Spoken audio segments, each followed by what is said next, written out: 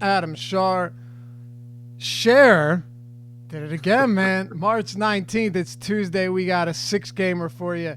So, Adam, Josh Engelman, of course, and I did the strategy show, and it was a pretty fun show. But about 30 minutes afterwards, we lost both Giannis Antetokounmpo and we lost LeBron James. So, everything has changed.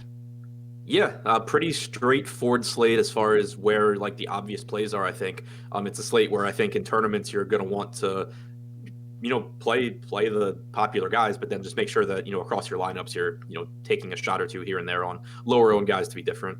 But I don't think that you want to get like too creative in most of these spots, because when you're missing guys like Giannis and actually I don't even really care about LeBron and Embiid, but when you're missing guys like Giannis, it makes a big difference. It does. Mike Gray says Laffy just got back from Supercuts. Come on, bro. Supercuts? Come on, man. Come on now. It looks different this time.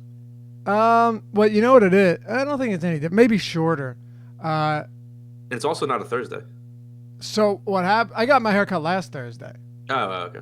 I had to go get my license renewed, right? Today. And I go in there and, yeah, I just walked right out. They said it was going to be a 2.5 hour wait. No chance. No chance. Like, are you kidding me?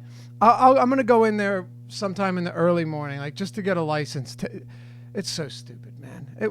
Why can't you do it all over the internet in 2019? Maryland has apparently like made it now, and I don't have to do mine for another couple of years, but apparently they've made it now where like you have to bring in like your original birth certificate and like all this other shit that you had to do like originally. Really? And you shouldn't ever have to do again. Really?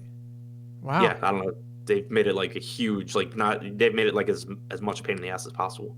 These guys say Sports Clips is the best. You ever been to Sports Clips? Me? Yeah. Yeah, I don't know. I get all those generic ones mixed up in my head, but I've been to some of them. Me too. The thing is, I always see the commercials for it where they're like, they got the TVs all around with the sports games playing. Like It's going to, like, oh, cool. I can go in and watch like EPL at 1 in the afternoon. There's no good games on it, unless maybe you're coming during the summer. Yeah, no. Mike Love Thyself, he's right. I do make an appointment. It's pretty ridiculous. I overpay, but they're good people there, and they take care of me, and they think I'm funny and laugh at my jokes, so I keep going. All right, I'm kidding. You ready to get started? Yeah. All right. Well, we've got 6 games. We'll start it off with, and by the way, only one 7 p.m. game. It's Charlotte and Philly. No Joel Embiid. So at the top, you've got no Giannis, you've got no LeBron, you've got no Joel Embiid. So you take 3 of them off the top. Let's just jump into it. The Charlotte Hornets here are 1-point dogs. Without Embiid, it should be a very tight game, 223 total. And these teams have played each other 3 times this year. Every game has been super competitive. I like this game quite a bit. But we'll start with the Philly side. Well, let's start with the home team. Let's start with Charlotte. 1-point dogs, 223 total. What do you got here, Adam? Kemba Walker, pretty nicely priced in. For what it's worth, not really much of a game log watcher, but he has taken it to the Sixers every game this season. It's tough for me on Kemba because I do like this as a bounce back spot for him coming off of that just atrocious game against Miami. But it's just such a better matchup for him here against the Philadelphia team that hasn't been particularly good in pick and roll defense this year. They don't have Embiid around the rim. In that Miami game, for anyone who watched it, Miami was just like double teaming him as soon as he got the ball. He really had no chance in that game. I think that this is going to be a much better spot. But at the same time, there are so many point guards on this slate. And you have guys like, Bledsoe, who benefits without Giannis. You have Steph Curry without Cousins. You have just an insane amount of point guards on this slate, whereas you have some weaker like forward positions. It makes it really hard to prioritize Kemba. I do want to, looking at my initial crunches, I got like 5% on FanDuel and even less on DraftKings. I want to get more than that just because the upside is clearly there, and he should be low owned because of the way the slate breaks down, and it's a good matchup. But, as far as like prioritizing him, it's basically impossible when you have, all the other point guards here. Yeah, it kind of is. Well, what about the rest of this when you're talking about Lamb, Batum, Marvin Williams? We'll get to the front court in just a moment. That's a mess. But what do you have in terms of the wings? Because, look, you get a guy in Jeremy Lamb who's been playing a ton of minutes off the bench, pretty much all the bench minutes available. Meanwhile, Nick Batum had been playing a ton, a few less recently. But, again, when I'm looking at the standings here, it is worth noting that you have the Sixers, who every win is huge at this point. The Hornets are 3 games out, 2.5 games out of the 8th seed, but they're not giving up yet. James Borrego is clearly still trying to win, so I would expect them all to continue playing big minutes again tonight. The issue for me is just for all these wings, like there are guys at their positions that I just like more at more appealing price points. Like I don't have any issue with Jeremy Lamb here, but I have a hard time paying, like $6K for Jeremy Lamb when Andrew Wiggins is $5,400 or Karis LeVert is $4,900. On FanDuel, LeVert's $5,200 at the same position. So I have trouble there. Like the highest owned guy I have from Charlotte right now is Kaminsky on FanDuel, where he's a $4,300 power forward, and the position kind of sucks. It's just like if Giannis were in and everyone, if Giannis were in and Cousins were in and everyone were in on this slate, I think maybe I'd have more Charlotte guys. But with the way it is right now, I'm not really getting there. All right. So what about the front court? Kaminsky, Hernan Gomez did not play last time out after getting the start, playing 24 minutes. In that same game, we saw Frank Kaminsky play 30 minutes. I'm sorry. Hernan Gomez caught 2 straight DNPs. Kaminsky played 23 and 30. Meanwhile, Biyombo starting in those played 17 and 17. I mean, I guess you would expect to see the same today. The only question I have is, God, if they so someone made a statement earlier in the strategy show. It wasn't a bad comment, but saying that get Kaminsky out there and pull somebody like Boban out of the paint. The problem with that is that now you have nobody to defend the interior against guys like Ben Simmons and guys like Boban, and they probably destroy you down low while still having 3-point shooters in Tobias Harris and JJ Redick. So that something like that could backfire on you rather quickly. Yeah, I don't think Charlotte really has an answer for that at all here.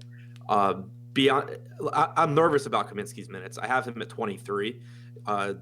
Biyombo played 17 last game, but he also subbed out like right after getting a foul and just never came back in the third. So I have him at 17 minutes again, but I'm not completely convinced he doesn't pick up a few more minutes to deal with, trying to protect the rim here. I think the best or the most likely option for Charlotte is probably going to just be to try and score more points than they give up, because I don't know how, without Zeller, I don't know how they stop anything in the paint for Philadelphia, no matter who's on the floor. They're probably better off just going small and trying to score, as many points as quickly as they can. Yeah, you would think so. I'm just not there. I'm not getting there. The Kaminsky play makes sense, but this is also a spot where you could actually see him lose minutes. Look, I don't want to try and predict what's going to happen here because we don't know, but I wouldn't be surprised if Hernan Gomez re-entered the rotation tonight. I really wouldn't. Yeah, I could see that too. And just to put, I'd said that on FanDuel I had 15% Kaminsky in my original crunches. Just to put that into context, it has more to do with the breakdown of the slate than it does Kaminsky. Like looking at my exposures at power forward on FanDuel right now, Green is number 1, Ilyasova is 2, Tucker is 5, Kaminsky is 6, DJ Wilson is 7. It's just a bunch of dart throw cheap plays. Man, DJ Wilson looked good last time out. What? I would say DJ Wilson normally looks good. It's just he doesn't get the run. Yeah, meanwhile, Niko Mirotic was eating shit the whole night and continued to get minutes. Well, we'll get there in a minute. Let's go to the Philadelphia side of this one. No Joel Embiid, 76ers still have, everyone else healthy, from Simmons to Butler to Redick to Harris. And you have Boban, who got injured around the same time as Embiid, played about, I think it was 4 games or so, and then joined them on the sidelines. What do you make of, we'll start with Boban here, 4,100 on DraftKings. I won't even talk about the price tag. on FanDuel. I mentioned this to Josh this morning. It's very strange to see that FanDuel preemptively priced him up. They don't usually do that. DraftKings usually does. Yeah, I mean they've been sharp with their pricing this year, but that was like shocking to me. Yeah. But yeah, I mean completely site dependent. Probably one of the most site dependent spots we've had all season long. Yep. He's in like 2% of my 200 FanDuel lineups I made. He's in 36% of the 150 DraftKings lineups I made. So just a huge disparity there. I have him projected for 24 minutes. He started 2 games since the Harris trade with Embiid out. He played 27 minutes in the first one, 19 in the second one. But the game where he played 19 was also a massive blowout against the Blazers. So it's possible he would have seen some more minutes. I think that he's a productive enough player on a per minute basis, and it's such a good matchup that even if he were to get 20 to 22 minutes, I think he's fine at 4,100. So I'm not really worried about it. So I'm giving him 24 minutes, honestly. Yeah, that's where I have Matt also. Okay. Yeah, so I mean, he's the guy. I'm not getting to a ton of Philadelphia overall here, but Boban on DraftKings is the exception to that. Yeah, I mean, Boban on DraftKings, if he plays 24 minutes, you're looking at what should. Like you said, the matchup too is huge. I mean, it doesn't matter who you start. Bismack Biyombo, as a traditional center, is only 6'9". Frank Kaminsky, oh my God, that'd be fun to watch. And then Hernan Gomez isn't getting minutes. That's why I honestly wouldn't be surprised to see him try and counter it with something. I get it. Marjanovic isn't exactly a dominant offensive force, but he can be when you don't have anybody to haul in rebounds around him, and box him out. It could be tough. And on the season, 1.33 DraftKings points per minute. You give him 24 minutes, like you said, even 22 minutes. I expect him to be okay. Now, I think some of the other Philly guys are site dependent as well. On FanDuel, Jimmy Butler's 8,600. On DraftKings, he's 7,100 with eligibility at shooting guard and small forward. Tobias Harris is $7,200 on DraftKings, 76 on FanDuel. So you can see the disparity there. And then Ben Simmons, 85 on DraftKings, 94 on FanDuel. Not a huge difference, but the highest priced point guard on FanDuel.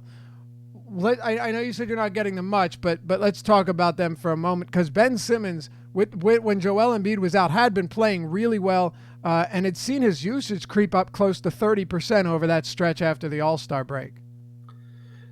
Yeah, since the Harris trade, like 1.14 points per minute for Simmons without Embiid on the floor. Still loses rebounds with Harris out there. The usage does that seems really low. Are you 1.14? You said. I'm pulling it back up, but that's wow. what I saw earlier.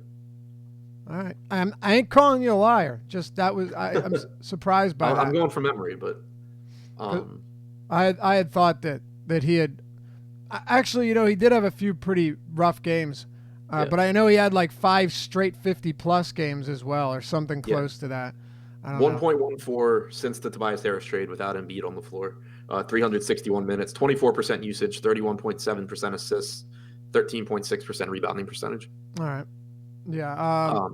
Go ahead. Which is more than Butler or Harris. But he also is at a position where there's just a million guys in the mid-range that I like, and that's not even to mention Steph Curry. So really not getting there like at all on FanDuel, even though 9,400 is a perfectly fine price tag in a vacuum. I just don't really get there. And then on DraftKings, I don't really get there either, because you just have so many underpriced guys on DraftKings. You have Jimmy Butler for like 1,300 less than Simmons or something along those lines. I just don't really get a lot of Simmons here. All right. Any Butler? You just mentioned Butler Harris. Yeah, on DraftKings, Butler, other than Boban, Butler is my highest owned Sixer at like 13-14%, because he does have small forward eligibility, which is nice. Beyond that, it's just kind of like sprinkling guys in. All right. I guess we can keep it moving then. Is there anyone else from Philly? No, I'm just – it scares me how little of this game I have right now, but there are just so many appealing spots on this slate for me between the Milwaukee game and the Brooklyn Sacramento game. The way I see it is when Embiid is out, someone is going to put up numbers for the Sixers. I mean, there's just no question. Who it's going to be, is yet to be seen. Much love, Brooklyn Juice and Dom Rep and Dave. Yeah, appreciate you guys. That's in our Slack chat, so I won't even bother reading it, but kind souls. All right, well then let's move on. Let's talk Atlanta and Houston. We've got the Houston Rockets here on the road, 7.5-point favorites, 232 total. James Harden, unlike all of the other superstars, is going to play, and he's facing an Atlanta team that plays at an elevated pace. Look, there's a pretty big difference in pace here. The Houston Rockets, despite, it's funny, you would think, by the way, the immense three-point shooting, you would expect that they didn't play at such a crawling pace, but they do. Their third slowest pace on the season. Atlanta is right below the Kings, second place. And Houston defensively has been playing a lot better as well lately on the season. I think they're like around 21st, but the last month or so they've been a whole lot better. Is there anyone from the Atlanta Hawks that stands out to you as a good play? Like, do you want to play Trae Young at a $7,200 price tag, which you could consider a discount, $79 on FanDuel, or are you rather going to the Chris Pauls and the De'Aaron Foxes and the other guys in that range? Yeah, Trae Young on DraftKings, I am interested in. FanDuel, it's tougher because you have Bledsoe, I have Bledsoe, Curry, Jones, Rondo, just eating up ownership there. But on DraftKings, I have it pretty close between Paul, Rondo, Russell, Young, De'Aaron Fox. So I think 7,200 does give you, it gives you obviously plenty of upside. This is a near 30% usage guy, close to a 40% assist percentage as well. Clearly they're number one scorer. So I like Trae Young at 7,200 on DraftKings. Yeah, I think it's a pretty good price too. Outside of that, if you want to play John Collins, you're going to be paying a premium as the highest price power forward on FanDuel. 75 on DraftKings really isn't all that bad. He's looked very solid outside of that foul out in 20 minutes last time. But again, only 6 games, still a lot of really good players on this slate. It is tougher to get to these guys. Well, anybody else outside of Trae Young here? I agree with you on Collins. I actually wrote him up in the deep dive because he's been playing really well. In 10 games since the All-Star break, he's averaged 1.4 points per minute almost. And power forward on the surface isn't really that great. So I thought I would get a lot of him, but after crunching my lineups, I'm not. And I think the reason is that while power forward's not great, there are some cheap guys that you can rotate through that allows you access to the really good plays at other positions that I have projected higher than Collins. So I just end up not really getting a lot of him. It wouldn't be surprising if he puts up a big game, but it just has been, from a roster construction standpoint, I've found it better to be paying down at this position. Anybody else for the Hawks? No, I mean, I've been sprinkled in some lineups, but that's it. All right, let's flip the page then. We'll talk about the Houston Rockets. As we point out, 7.5-point favorites. Big pace-up spot. Well, earlier in the day, I had mentioned on the strategy show to Josh that, Giannis was my guy over Harden. It didn't mean I didn't like Harden. It meant I liked Giannis more. Giannis isn't playing. James Harden now faces Atlanta. Where do you see yourself in terms of exposure here for the beard? Really site dependent again. I like him more on FanDuel, and it has nothing to do with the price. It has to do with pricing of other guys and with roster construction. On DraftKings, you have all these underpriced guys and not a lot of good cheap value. Guys like Ilyasova, Pat Connaughton, they could be fine, but they're not slam dunk value plays. And you just have such an underpriced mid-range to where it's really tough for me to get the Harden. You look at it, do you get more upside from a James Harden plus, Ilyasova, or from Karis LeVert plus Steph Curry or something like that? And I think the answer is clearly the Curry, LeVert one. So I'm not really getting to Harden there. But on FanDuel, where, you can drop a guy, but also you just don't have all the underpriced players that you do on DraftKings, he's showing up in 20 to 25% of my lineups right now.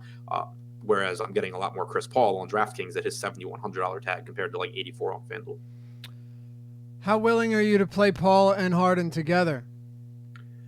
I don't have an issue with it, but I'm not really getting there a lot just because, again, on DraftKings, where I'm getting most of my Chris Paul, I'm not getting Harden. And on FanDuel, where I'm getting more Harden, I'm getting less Paul. So I don't have any rules set against it, but I don't think I have it too many times. All right. Well, we've talked Uh, about what's up. No, I was just saying, I do have a rule set to only have a maximum 2 of Paul, Harden, and Gordon. Okay.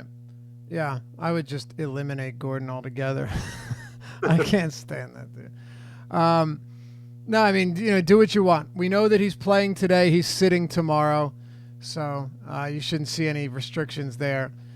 But we have seen that Mike D'Antoni wants to get Daniel House more involved. I mean, that he's talking about it a lot. Josh and I went over it this morning. Like, he's legitimately looking to get him more involved. He said even if that means going small, playing Tucker at the 5, I wouldn't be surprised to see Tucker play fewer minutes to get him some minutes. Kenneth Faried see his minutes cut even further.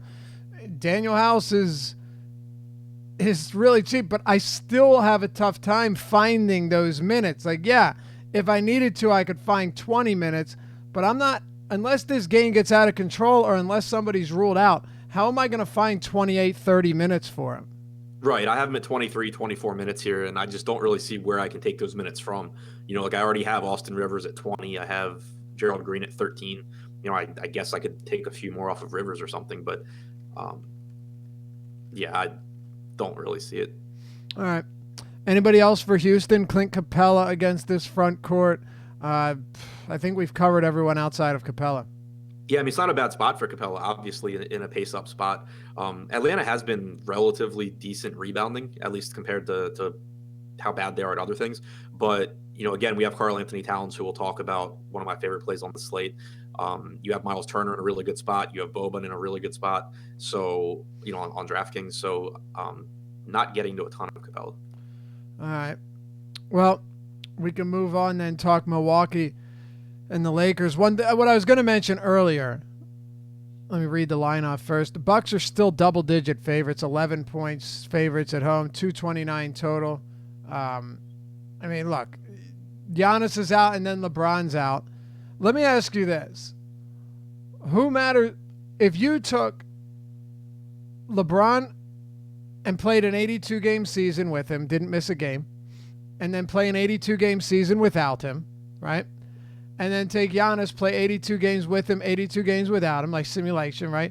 And they both have the same schedule, so with and without for both teams. Who gives the team more wins this season on their specific team? I'm going to say Giannis, just because the Lakers suck even with LeBron. I think you're right. Like, they're below 500 when LeBron plays. I know. No, you're right.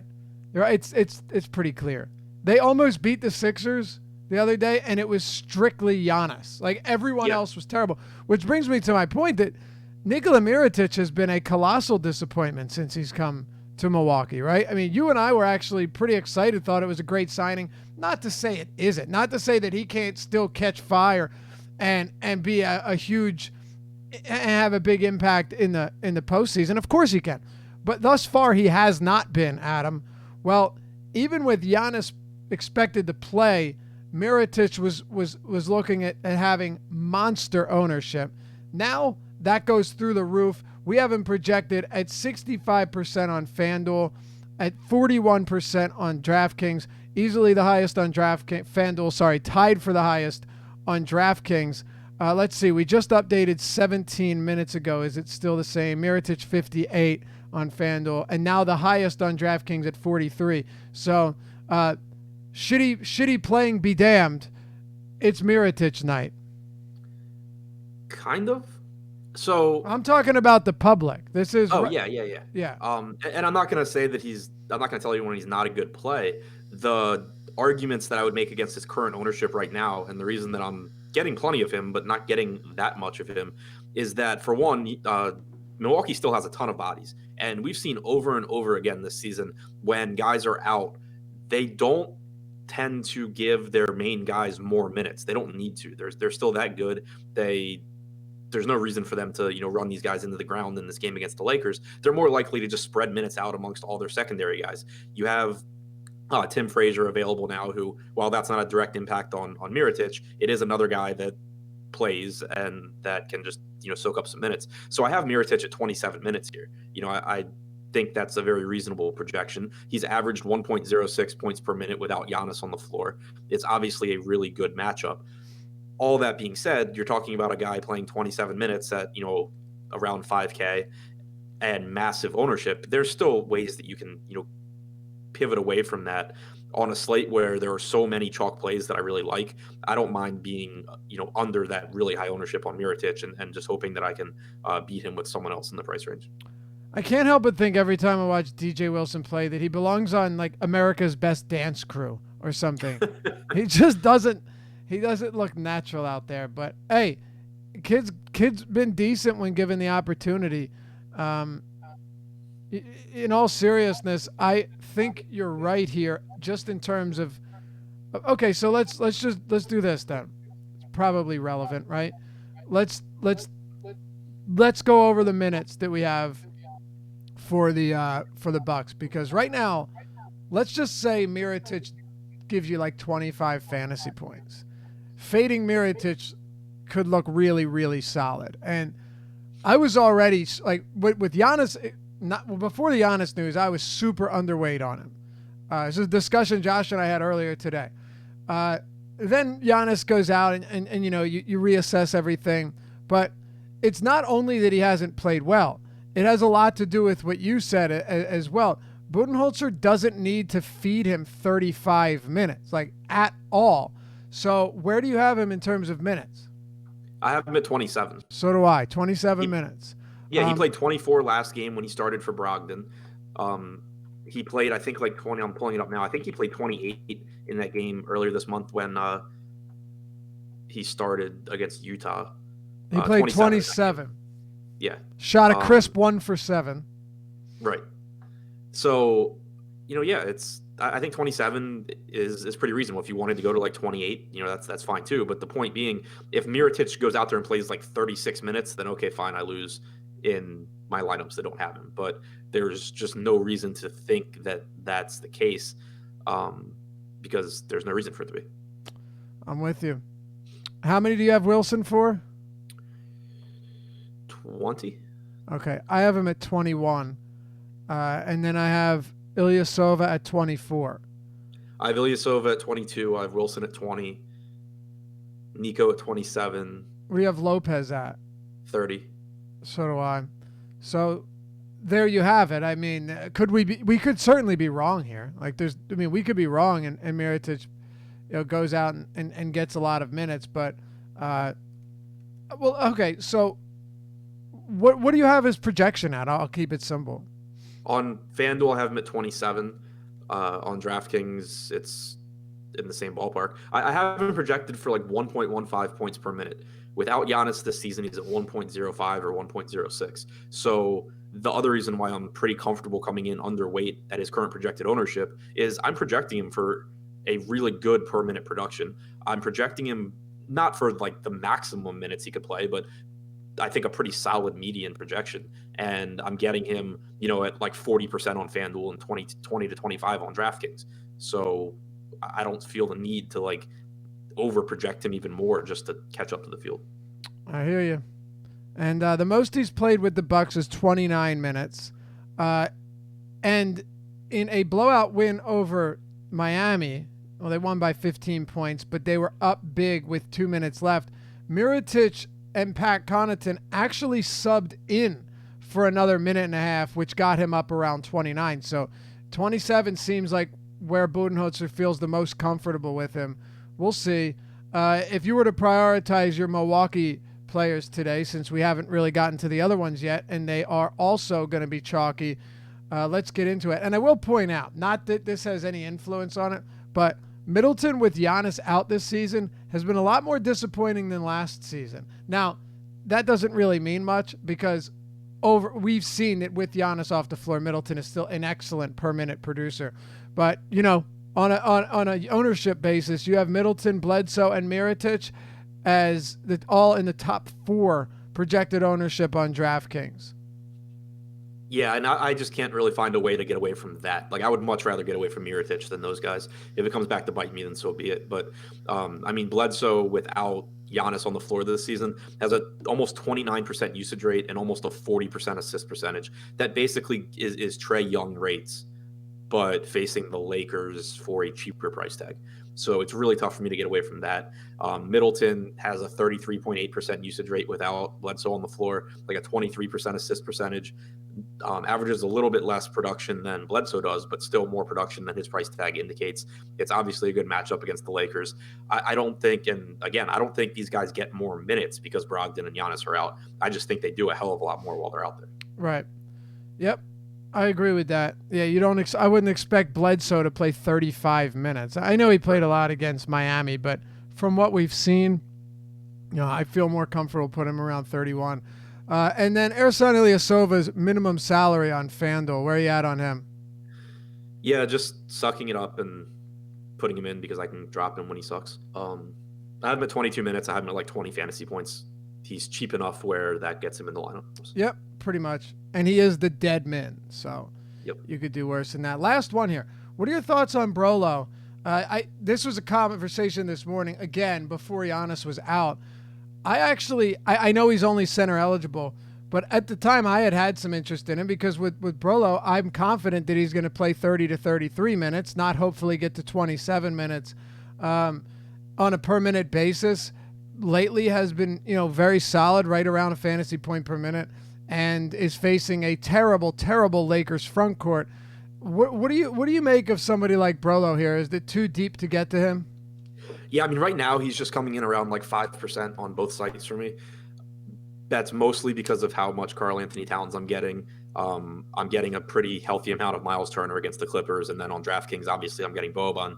Plus, you have multi-position eligibility with guys like Harrell, Green, Ilyasova. So, I think Lopez is the kind of guy that can absolutely win you a tournament as the low-owned guy that's sprinkled into a chalk lineup, and I have no issues with that. But as far as looking at my total exposures, I don't have him as a priority. All right, let's talk about the Lakers. Oh, man, no LeBron James. JaVale McGee's minutes over his last 5 games are 19, 30, 19, 33, 16. So that's been fun. Try and diagnose that. No LeBron, so you've got Kuzma, you've got Rondo, we've got Alex Caruso, Kentavious Caldwell-Pope, Lance Stevenson remains out in this one as well. Obviously, Brandon Ingram out for the season. So go ahead, Adam. Floor is yours. I am mostly avoiding the Lakers outside of Rondo and Kuzma. I just think that there are enough spots to go to on this slate, and you don't need really cheap value is the thing too. With Right. LeBron out, with Giannis out, and with Harden basically the only expensive guy on DraftKings because Towns is less than 10K somehow, and you have the drop on FanDuel, you don't need to really dig that deep for the super cheap value plays here. And I just have no idea where the minutes are going. I mean, Hart's questionable. Caruso's playing 25, 26 minutes, but outside of the last couple of games, he's not someone that we count on for fantasy production. You have Bullock, you have Caldwell-Pope, you have Mo Wagner, you have Muscala coming out of nowhere to start tonight. Amir Johnson is starting. Oh, awesome. That's pretty funny. He's played 20 minutes. Sorry, I had to cut you off there, Adam. When he started, I know Baldwin's been out, but he's played like a good 20 minutes in every one of those games. That's surprising to me. I'm glad that he's starting because I was a little concerned about Boban just because he is healthy. Like I mentioned in the article today that they do have a healthy Bold and a healthy Amir. I didn't think it would matter, but I guess so. Are we cutting Boban to like 16 minutes now or something? I think we have to, unless. So here's the thing, and yes, we're going to backpedal here. So we have to. The only thing I can say is it possible that Jonah Bolden just plays like 8 minutes? Amir and Boban play 20 each. I think so. So I had Boban 24, Bolden 12, Amir 12. Now I'm going 18, 18, 12. I think that's reasonable. I honestly think that probably still gets me some at 4,100. I'm tempted to go 20, 20, and 12, only because Brett Brown has not been afraid to play Boban for a decent amount of minutes. Um, he played 27, 19, and 20 in those games that Embiid was out before he got hurt, but Amir wasn't really playing. So 18, 18, 12 sounds reasonable. 2020 and 8 is also, in my opinion, pretty reasonable as well. It's just they're both guessing games. Yeah, absolutely. All right. Did you? Sorry, I forget where I cut you off when you were talking about the Lakers. I was just talking about how stupid their rotation is and how bad everyone not named Rondo or Kuzma are. My main point is just that I'm not really speaking of guessing. You can't do anything with this Lakers rotation outside of guess, and I don't feel the need to really do that on this slate where there's a ton of mid-range guys, not that many expensive guys to get to. Rajon Rondo, I think, is obviously perfectly fine. Kyle Kuzma has like a 28% usage rate without Ingram or LeBron on the floor this season. It's a better individual matchup for him, obviously, with no Giannis on the floor. If whatever combination of Mirotic and Ilyasova is out there is favorable for whatever time they're on Kuzma, I expect we'll see plenty of Middleton as well. But so I think Kuzma's fine. But I'm not really messing around with the Bullock, KCP, Hart, Caruso type guys. No Caruso? I'm good. And he's going to play like 35 minutes tonight, and he's just going to destroy. Be careful, Adam. The Caruso fade's going to get you, man. He's in like 5%. I think I'll be okay there. on DraftKings. Again, did you see his price on FanDuel? Oh, God. Hold on. Oh, 5,400. Good. Yeah. Good. Yeah, I was reading the article today. I was like, I guess I have to include him in there as like a FanDuel drop. And then I was just like, nope, guess I don't. Unbelievable. He looks like a server from Applebee's, not a professional basketball player. Like, look at that headshot on DraftKings. That is a good one. Hey, I'm Alex. Can I start you guys off with some apps? All right, let's go. Look at me talking shit, doing a fantasy sports show, talking about players who actually play basketball for a living. I get the irony. No one needs to remind me. All right, let's keep it moving. You good? Oh, actually, what about JaVale McGee? What about McGee? Yeah, I mean, I haven't projected for like 21 minutes, so that gets him sprinkled in a little bit. I assume now that I cut Boban's minutes, I'll get a little bit more on DraftKings, but it's just not the type of matchup where I expect him to really be needed. All right, sounds good. Let's keep it rolling. We've got Minnesota Golden State. Before we do, I just want to urge everyone, or you know what? I would encourage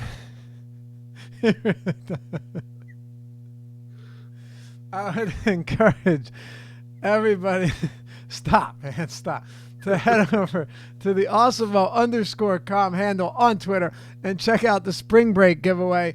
You and two of your friends can win a free month of premium subscription. A premium subscription, everything behind paywall, for a full month.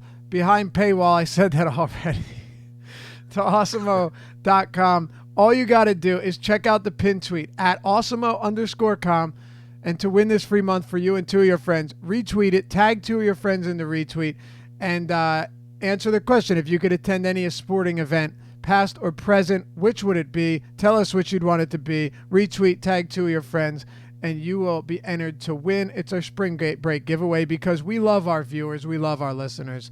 We love all you guys. Also, check us out at Awesemo.com for our other plans. You can do it weekly or you can get half off, 50% off your first month, simply by using the promo code DEEPERDIVE. One word, DEEPERDIVE, when you sign up to get all of our content, which is a lot, and I don't have time to go over all of it because we still have 3 games to go.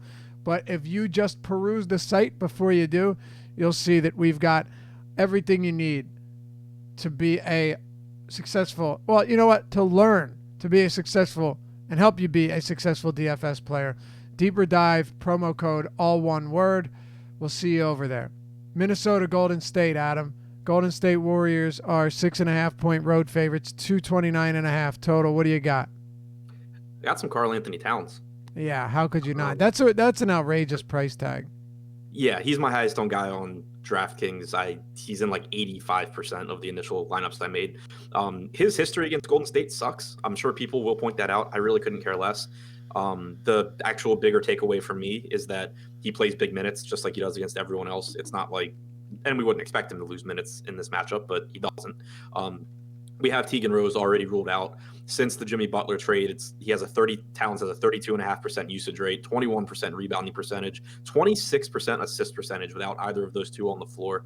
He's averaged 1.65 points per minute, should play around 35 minutes as long as this game's competitive, and he's less than $10,000 on DraftKings.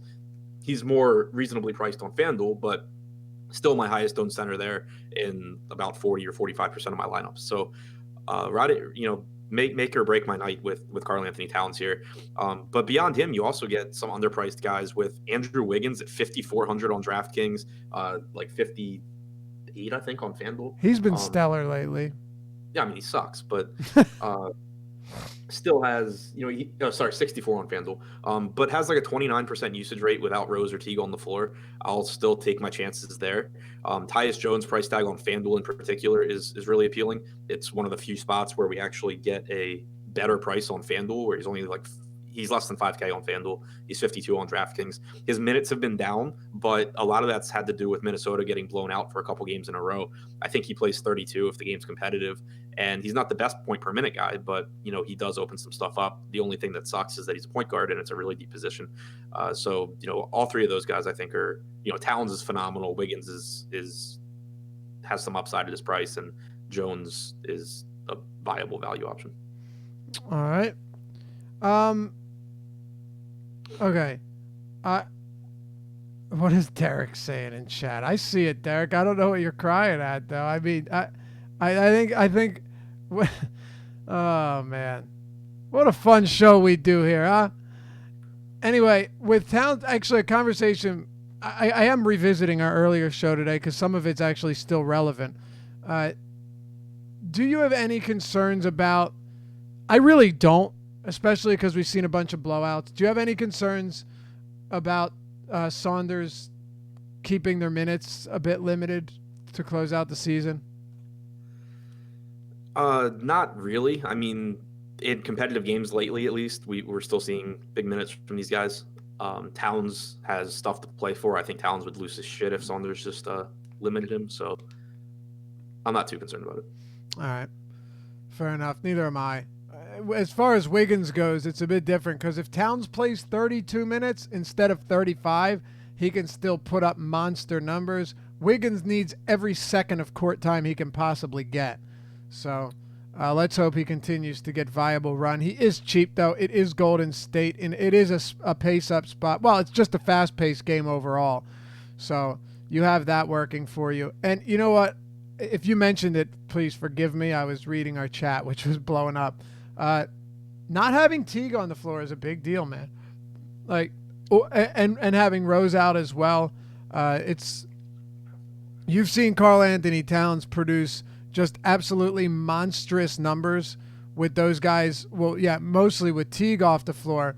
And you might say, well, it can't affect his assist rate that much. Did you mention any of this today? If you did, just stop me. Yeah, on the show and in the article, 26% assist percentage without Rose and Teague. Yeah. That's really high for a center. It's just a really good spot. So, I mean, you take Butler off the floor, you take Teague off the floor, you take Rose off the floor, you take Covington off the floor. I mean, who else? Yeah, sure, Tyus Jones can do what he needs to do, but Towns in this situation is a 1.69 fantasy point per minute guy. We'll take it at that price point any day of the week. What about Tyus Jones? Better FanDuel play than DraftKings play. Cheaper price tag there. Don't love punting a point guard position, but he's just really on the price there. I got like 4% right now on DraftKings. I got like 27 on FanDuel because of the pricing differences. All right. Anything for the Golden State side? I'm assuming the answer to that will be yes. DeMarcus Cousins is out. I've said it so many times. It makes such a big difference for Stephen Curry and really for this team in general, man. DeMarcus Cousins is another guy that demands usage, and him being off the floor replaced by a combination of Andrew Bogut and Looney and Jordan Bell. That's a whole lot different. So let's talk about it, Adam. We know yesterday Curry was basically the same price as Elfrid Payton. and who triple-doubled again in overtime, of course, 5 straight. But Curry's 92 on DraftKings, 94 on FanDuel. And then you've got Durant at 89 on DraftKings, 95 on FanDuel. But, of course, LeBron and Giannis are out, so that position gets pretty weak. It's this whole team is another one that's really site dependent. On DraftKings, I have like 24% Durant at an affordable price tag, have like 13% Curry, got to basically no, like 10% Draymond. But on FanDuel, Durant's my highest owned guy because small forward is so bad, point guard's so good. I have like 30% Curry. Draymond's my highest owned power forward. It's just the way roster construction breaks down between the two sites. In yesterday's game against San Antonio, we did see Steve Kerr stagger Curry and Durant, which is really nice. Durant played basically all of his minutes alongside Clay, and about 2/3 to 75% of his minutes with Steph on. Alongside Clay without Steph this year, Durant's averaged about 1.4 points per minute, so that should be 25 to 30% of his playing time tonight. That's obviously a boost. For Curry, though, again, 25 to 30% of his minutes should come without Clay or Durant on the floor. He's averaged 1.8 DraftKings points per minute going back to the start of last season. Is that good? It's okay. It makes him, like equal to Giannis. And it's, Minnesota's been the least efficient defensive team in the NBA since the start of February. So I think it's a really good spot, obviously for both of these guys. It just comes down to the pricing and the roster construction on the sites for how much I'm going to get to them. Yeah, 1/3 of Curry's minutes came with Durant off the floor yesterday. Not bad. He did play 37.5 minutes, but it's not to say we can't see more of that today. They look to hold on to number 1 in the West. Anybody else here? We got 2 to go. Nope. Good to keep moving. All right, Kings in Brooklyn. We got the Brooklyn Nets. 7th in the West or in the East right now. Pretty incredible. Pretty big logjam too when you're talking about the 6, 7, and 8th seed, even the 9 seed, Orlando Magic. There's some wiggle room there to close out the last 11, 12 games of the season. The Brooklyn Nets on the road are 3.5-point dogs, 233 total, 2 evenly matched teams. I've got to tell you though, this game just feature a lot of scoring, no question. If this were a month ago, I'd love it even more, though, because I do have some concerns that Jaeger is starting to taper down these minutes for some of his starters, including De'Aaron Fox and Buddy Hield. I'm the opposite. I think he's actually tightening his rotation a bit. But really? Yeah, I haven't seen that. Well, they've been in a couple of blowouts lately, too, but before that, you were still getting huge minutes from them. The Sixers game was competitive throughout the entire game, and they played 29 and 31 minutes. Was it? Yeah. I mean, there might have been some stretches here and there, but it wasn't until the final few minutes where it was like actually, where it was actually out of contention. Yeah, all right, that's fair. But yeah, I mean, I have Fox projected for 36 minutes. I have Hield at 35. I have Barnes at 35. Farrell wasn't in the rotation at all last game until it was out of hand. And so that allows me to get, Bogdan back to like 26 minutes. One spot that I really want to point out, though, and it's a stand that it's one of my bigger stands. Tell me it's Bagley. It's not. Oh, okay. It's Horace. Well, it's what? Bielitsa on FanDuel. Really? Yeah. Bielitsa, $4,500 small forward. Nikola Mirotic, $5,000 small forward. Mirotic with like 65% or 60% projected ownership. Bielitsa like 5. Bielitsa's played 19 and 18 minutes in his last 2 games. Last game, he played about 12 and a half first half minutes, and then the game blew out. The game against Philadelphia, I'm pulling it back up now. If I remember right, I have it up. What are you looking for? He had 4 fouls, picked up his 4th, subbed out in the 3rd quarter, just never came back. The bench played kind of extended minutes there. But basically I think can play 23, 24 minutes here. I think there's a reasonable chance that if this game's competitive and Jaeger, plays the rotations that he wants to play, that you can get 23, 24 minutes from Bielitsa. And I really like that just on FanDuel at 4,500. So what are you projecting Bagley for? 22 minutes. You have him at 22 and you have Bogdanovich at 26? Yeah. Okay. And you said, I'm sorry, Bielitsa again at 24. and Barnes at 35. 35. Okay. So then you have him running a very short bench then. Yeah, I basically have what he was doing like the first half of the last game. Yogi Ferrell didn't play at all until garbage time. So I have Bogdanovich now as the backup point guard and the backup to Hield. I have Brewer eating the backup minutes behind Barnes.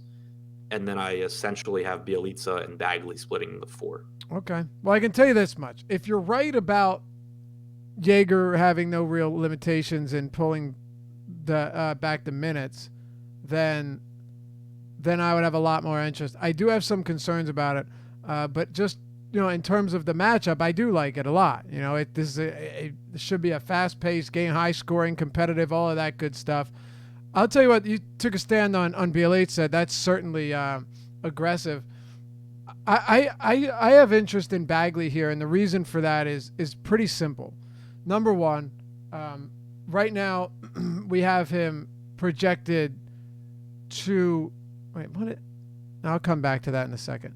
Right now we have Bagley on DraftKings projected at 2%, and on FanDuel, oops, clicked the wrong thing, so I can't tell you. But we have him projected pretty low everywhere. Particularly, let's see, Bagley on FanDuel at 4%. How expensive is he on? Is he 6,200? The reason I do have some interest here is because I don't think it's out of the realm of possibilities that, having been back only 3 games, that he plays 24 minutes or so. And if he does, Bagley could put up monster numbers against this Brooklyn front court. He was $6,700 when he got hurt. Returned at 61, is down to 5,400. I just think there's a lot of upside for somebody like Marvin Bagley in this spot, especially given that I can't really predict what Jaeger's going to do with all of these guys today. Why not take a stab at Bagley? Anybody else on the Kings for you before we talk Brooklyn here? I did bump him from 22 to 24 minutes as you were talking, because I agree with you. Buddy Hield is still underpriced. I mean, he is absolutely. Yeah. What'd you say? I said absolutely. Yeah, he's like 7K on FanDuel, 69 on DraftKings.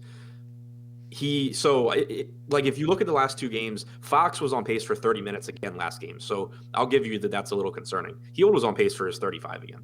So, in the first half there. So I still really like Hield a lot. The price tag's nice. I'm not worried about his minutes.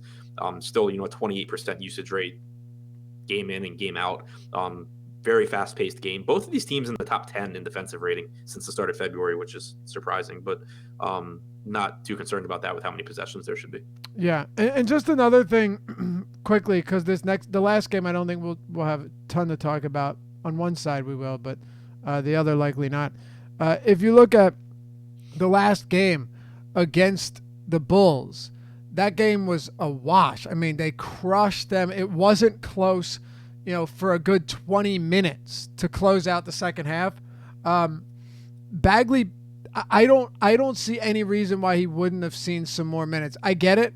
In the first half, he only played around 10, but that doesn't necessarily mean a whole lot. A lot of coaches will run, like Wade we see a lot, where the first half he'll play a fewer minutes, and then the second half he'll close it out, get an extra 5-minute stretch there. Bagley, I would not have been surprised to see him get a couple more minutes. It could be wrong, but I just think this is one of those spots where he's been back long enough now that why would Jaeger not want to give him a little bit of extra minutes? He is one of the most promising players on that team. I mean, Jaeger had said that he was going to be limited for the next few games, a game or two ago. Right. But he didn't say what that means or what he actually meant by a few games. Right, exactly. We had somebody, and we appreciate that, hit us up in Slack chat saying it was a quote from one of the Kings beat writers, I believe, saying when asked about Bagley's minutes, he said, "I'm assuming he sees an increase. Probably would have played a few more against the Bulls, but no reason to risk it late." Right. My guess is 24 plus. Restrictions shouldn't last much longer, so you have that. Brooklyn, what do you got? D'Angelo Russell's price tag keeps coming down. Don't really know why. Still, 30 to 32 minutes in competitive games. Still has a usage rate between 33 and 34% since Dinwiddie came back. Still has an assist percentage over 40%. Really like him a lot. I love the price tag on Karis LeVert on both sites. I think you get around 30 minutes from him. He hasn't been as productive on a per minute basis since coming back from his ankle injury, but still 23% usage, 24% assist percentage, only 4,900 on DraftKings and 52 on FanDuel is really appealing. And you should get around 30 minutes from Dinwiddie as well, who is averaging 1.1 points per minute since coming back. So I have a rule set to only have a maximum 2 of those guys in any lineup, but I like all 3 of them. Jared Allen's been playing 30 minutes in competitive games, so getting some of him in a very favorable spot against Sacramento as far as rebounding goes. And then if you want to sprinkle in any of the wings, I think that's fine. But priorities for me are really in the backcourt with Russell, LeVert, Dinwiddie. All right, let's close it out here. Live Before Lock coming up next. By the way, before you head out, hit us with a thumbs up. Like the video if you appreciate content, want to see more. It helps us out greatly, and we really appreciate it. Also, subscribe and hit the notification bell so you always know what's dropping next. Do you have anything from the Clippers specifically? Montrezl Harrell is okay. Is that's it? Yeah, I don't really have anything worth talking about. All right. With Indy, I do actually. I like Miles Turner. I'll tell you for one reason. I know center's deep, but no team has been blocked in basketball more than the Clippers this season. That is big. They have also been terrible at preventing opponent rebounding. So, as a center who leads the league in blocks per game, I think Miles Turner does have a lot of upside here. Nate McMillan has been giving him good minutes every single night. Him and Sabonis, not looking to play him in the same lineup, but I really don't mind either of them. I like Miles Turner quite a bit on DraftKings at a very cheap $6,200 price tag. What do you have here? And we'll close it out and turn it over to the Live Before Lock crew. Turner's my second highest owned center to Towns on both sites. So okay, all right. I like it. Okay. Yeah, right there with you. Beyond that, it's the normal, it's a pace-up spot for Indiana. It wouldn't be surprising for like Thad Young to have a good game. I'm getting a lot more of him on FanDuel than DraftKings since you have to roster, 2 power forwards. But it's kind of just, sprinkling in Indiana guys outside of Turner, who I think is just a really good play. All right. Sounds good. We'll stay tuned for more news as it breaks. If you have any questions, hit us up in Slack chat if you're a premium member or on Twitter. Our handles are right beneath our ugly mugs, and we will be back with you next time on the Deeper Dive. By the way, I'm getting a lot of comments in Slack saying that Collison is doubtful. I haven't seen it yet. I haven't actually been able to look, but on my news feed it hasn't popped up that yet. So these guys coming up next will certainly fill you in on that, or you could do the due diligence on your own. Anyway, good luck. We will see you back here tomorrow on the Deeper Dive.